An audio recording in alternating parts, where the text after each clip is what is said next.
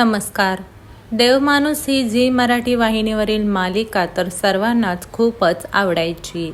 लोकांनी अक्षरशः या मालिकेला डोक्यावर घेतलं होतं. ही मालिका पुन्हा सुरू होणार असल्याची चर्चांना उधाण आलं आहे. ही चर्चा होण्यामागचं कारणही तसंच आहे. अभिनेता किरण गायकवाड याने नुकत्याच दिलेल्या एका मुलाखतीत म्हटलं आहे की प्रेक्षकांना मी सांगून टाकतो की या नवीन वर्षात मी पुन्हा एकदा छोट्या पडद्यावर झळकणार आहे.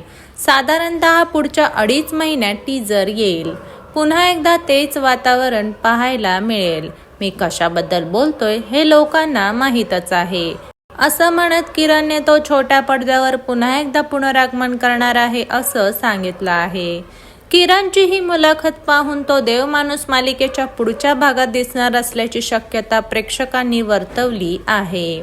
मात्र किरणने याबाबत कोणतीही स्पष्टता दिलेली नाही. जर किरण हा पुन्हा एकदा देवमाणूस मालिकेच्या पुढील भागात दिसला तर तुम्हाला आवडेल का ते कमेंट्समधून सांगायला विसरू नका. धन्यवाद.